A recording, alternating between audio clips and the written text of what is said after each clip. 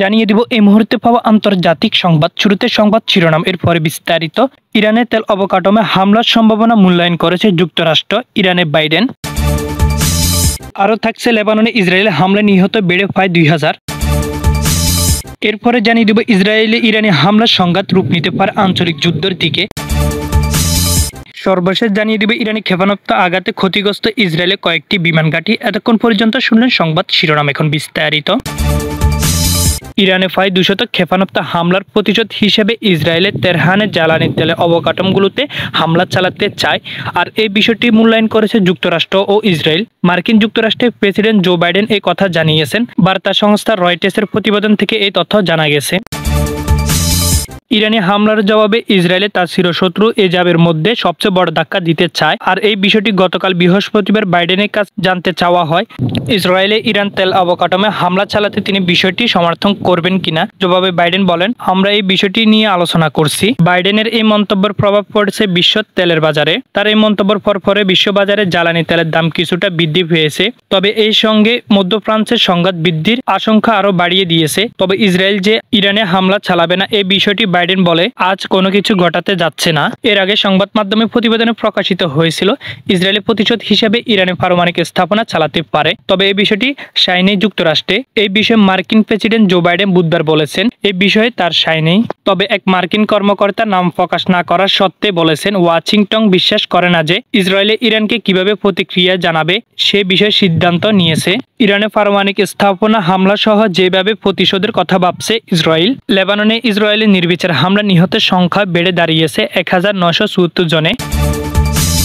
এই সময় ইসরায়েলে হামলার আহত হয়েছে আরও অন্তত প্রায় 9500।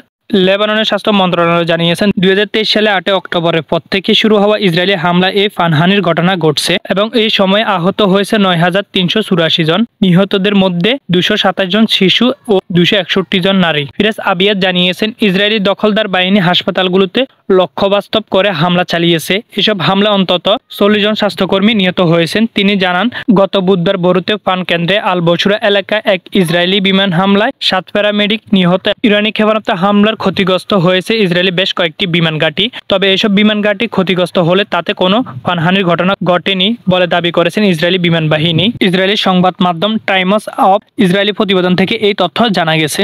গত মঙ্গলবার রাতে কোনো সতর্কবার্তা না দিয়ে ইসরায়েলি ক্ষেপণাস্ত্র হামলা চালায় ইরান। প্রাথমিকভাবে ইসরায়েলে এই হামলা ক্ষতিগ্রস্ত কথা প্রকাশ না করলেও অবশেষে তারা বেশ কয়েকটি বিমান ঘাঁটিতে ক্ষতিগ্রস্ত হওয়ার কথা জানান। ইসরায়েলের ক্ষেপণাস্ত্র হামলার পর ইরানের রাজধানী তেহরানের রাস্তায় উদযাপন করতে দেখা গিয়েছে বহু মানুষকে। তারা ইরান এবং হিজবুল্লাহর পতাকা হাতে নিয়ে নেমে আসেন। এই সময় নিহত হিজবুল্লাহর নেতার ছবি ছিল অনেকের হাতে। ব্রিটিশ দূতাবাসের সামনে মূলত এই জমায়েত হয়। এর আগে এপ্রিলে ইসরায়েলে ইরান হামলার পর একই স্থানে জমায়েত লক্ষ্য করা যায়। মঙ্গলবার ইসরায়েলে বিভিন্ন জায়গায় প্রায় 200টি মিসাইল ছুড়েছেন ইরান। সাম্প্রতিক হামাস, হিজবুল্লাহ এবং ইরানের সিনিয়র কমান্ডারদের হত্যার জবাবে এই মিসাইল চালানো হয়েছে বলে জানিয়েছে। তারা বলেছে ইসরায়েল যদি এই হামলার জবাব দেয় তবে আরও হামলা চালানো হবে। এর আগে ইরানের সর্বোচ্চ নেতার অঙ্গীকার করেছিলেন যে তাদের মিত্র হিজবুল্লাহর নেতা হাসান নাসরুল্লাহ হত্যার প্রতিশোধ নেওয়া হবে। ইরান যে হামলা চালিয়েছে তার অন্যতম লক্ষ্য ছিল ইসরায়েলের লেবাতিম বিমান ঘাঁটি। লেবাননে ইরানপন্থী সশস্ত্র সংগঠন হিজবুল্লাহ দাবি করেছে তাদের যোদ্ধারা সীমান্তে ওদাইশে গ্রামের কাছে ইসরায়েলি সেনা অনুপ্রবেশের চেষ্টা সফলভাবে প্রতিহত করেছে। এই সময় হিজবুল্লাহ যোদ্ধাদের তীব্র হামলার মুখে ব্যাপক ক্ষতি শিকার হয়ে পিছু হাঁটতে বাধ্য হয় ইরানি প্রতিরক্ষা বাহিনী IDF।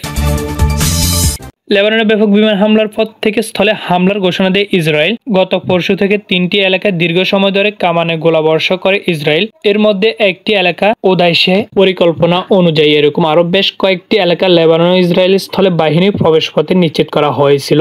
এটা লেবানন স্থলে অভিযান শুরুর পর দুই পক্ষের মুখোমুখি সংঘাতের প্রথম বিস্তারিত তথ্য পাওয়ার ঘটনা। এই হামলার বিষয়ে তাৎক্ষণিকভাবে কোনো মন্তব্য করা হয়নি IDF। হিজবুল্লাহ জানিয়েছেন এই অভিযান গাজা সংগ্রামরত ফিলিস্তিনি জনগণের সাহসী প্রতি সমর্থন ও লেবানন এবং জনগণের সুরক্ষা লক্ষ্য পরিচালিত হয়েছে।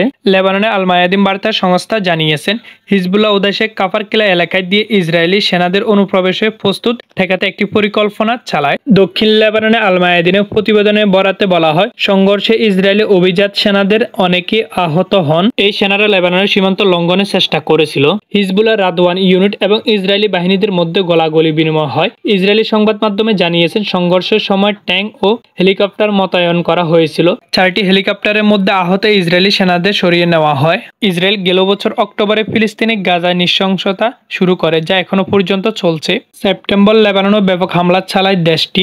মাসের শেষের দিকে লেবানন সশস্ত্র গোষ্ঠী হিজবুল্লাহ প্রধান হাসান নাসরুল্লাহকে হত্যা করা হয়। ইরানের জন্য বড় ধাক্কা এটি। এর প্রতিশোধ নিতে গত মঙ্গলবার ইসরায়েলি ক্ষেপণাস্ত্র হামলা করে ইরান।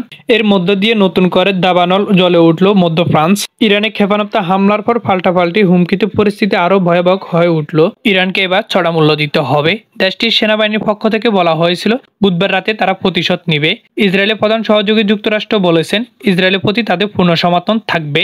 ইসরায়েলে যদি আবার হামলা চালা হয় তাহলে তারা এবার কড়া জবাব দিবে। গাজা ও লেবাননের তেল আবিব হামলার জবাবে ইসরায়েলি বিভিন্ন সামরিক লক্ষ্য বাস্তবে ক্ষেপণাস্ত্র হামলা চালিয়েছে ইরান। এতে মধ্যপ্রাচ্য চলমান যুদ্ধ আরো বড় আকারে ধারণ করছে। এর মধ্যে ইসরায়েল বলেছে, ইরানে হামলা উপযুক্ত জবাব দিবে তারা।